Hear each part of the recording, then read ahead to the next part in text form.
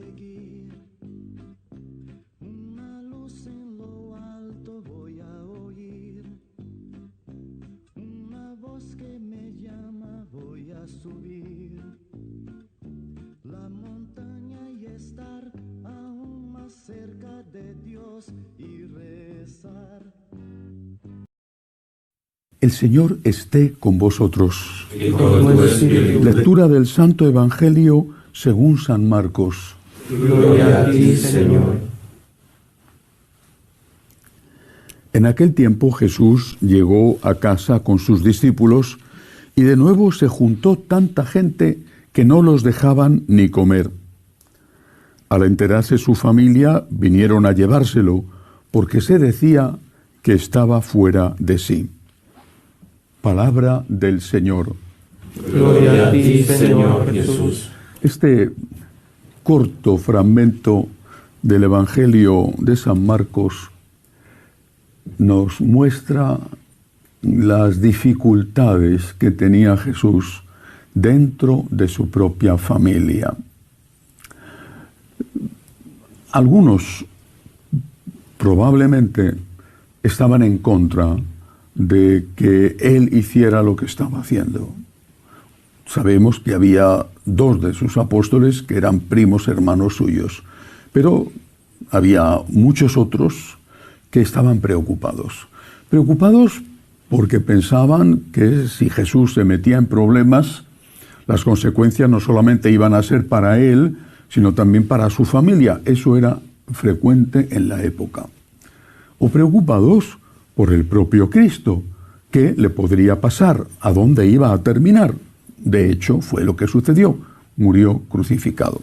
El caso es que, dice el Evangelio, que vinieron a llevárselo porque decían que no estaba en sus cabales, que estaba loco. Y esto a mí me recuerda mucho lo que sucede en no pocas familias católicas y católicas practicantes. Si la esposa o el marido,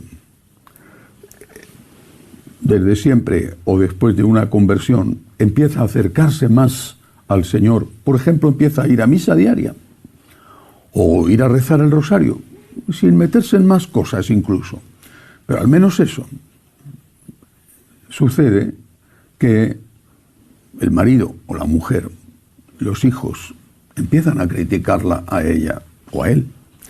Empiezan a decir: te estás convirtiendo en una beata. Estás desatendiendo a tu familia. Lo de desatender a la familia es mentira, porque, por lo menos en la inmensa mayoría de los casos, porque precisamente porque va a misa más, tiene también más paciencia para evitar enfrentamientos con el marido y para tolerar los desplantes de los hijos. Pero da igual. Aunque no haya ningún motivo, es acusada de ser una mujer que está perdiendo la cabeza detrás de los curas o detrás de la religión. Y algo parecido sucede cuando un joven o una joven empieza a tener inquietudes vocacionales y lo plantea en su casa, tanto si es menor de edad como si es un joven adulto. Estás loco. Eres un Quijote. Eres un defensor de causas perdidas. Vas a arruinar tu vida. Con el espléndido futuro que tú tenías, hacerte cura o hacerte monja, pero ¿a dónde vas? Con mucha frecuencia esas objeciones, esos ataques siempre molestos, no tienen resultado, aunque hacen sufrir. Pero hay veces, sobre todo en algunos casos de algunas mujeres y a veces también con los jóvenes, especialmente si son todavía adolescentes o muy jóvenes, que sí que les afecta. Quieren a su familia precisamente porque son buenos chicos, aman a sus padres, están dedicados a ellos, se portan bien en casa, y por ser tan buenos chicos es por lo que les hace muchísimo daño cuando sus padres, quizá con buena intención, se enfrentan con ellos y se oponen a que sigan su vocación. Las consecuencias las pagarán unos y otros, él y los padres. Pero en cualquier caso, repito, esta escena que le ocurre a Jesús me resulta muy familiar y no es aquella familia de Jesús la única que se opuso a la llamada de Dios. ¿Cuál es la consecuencia? ¿Perdió Jesús la cabeza? ¿Estaba loco?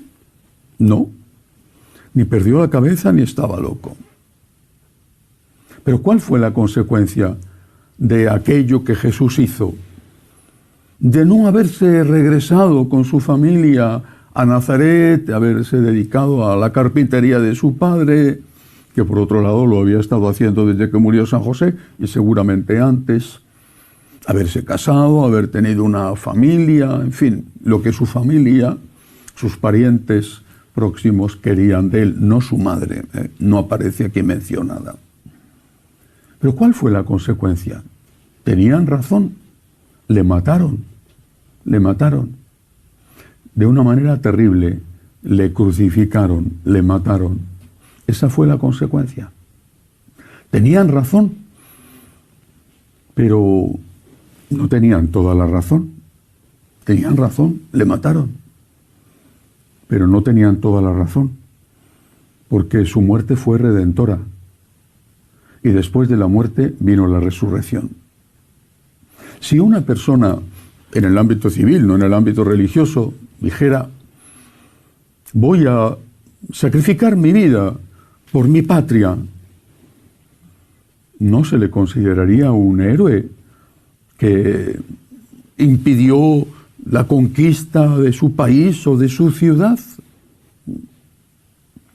No recordamos en España con orgullo las gestas, qué sé yo, de Agustina de Aragón, por ejemplo, que impidió la conquista de Zaragoza por los franceses durante la Guerra de la Independencia.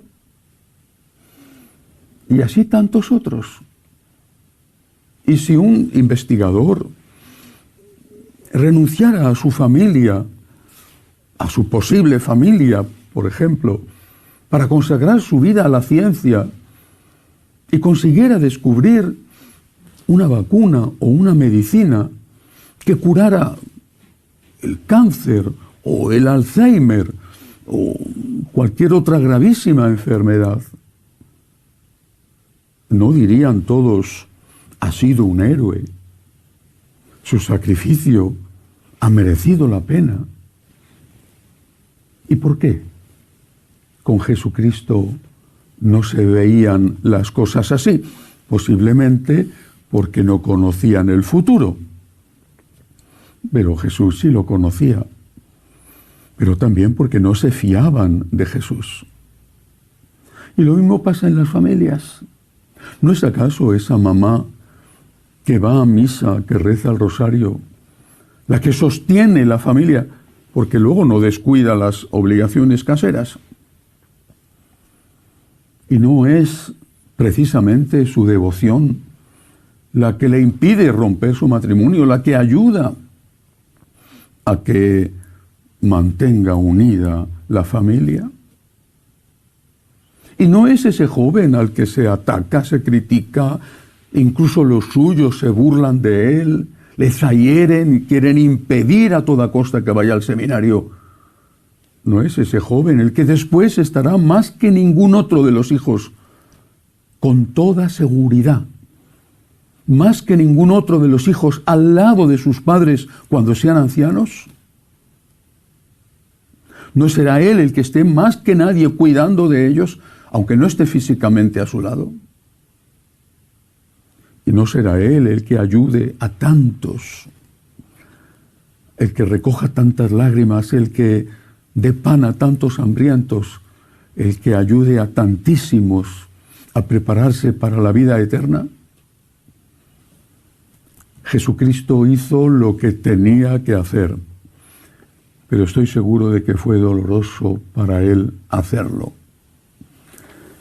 Invito a los católicos practicantes a que no hagan la labor del demonio poniendo dificultades a los hijos que quieren consagrarse a Dios o simplemente a los miembros de su familia que quieren estar más cerca de Dios. Que así sea. Te agradezco, Señor, también se lloró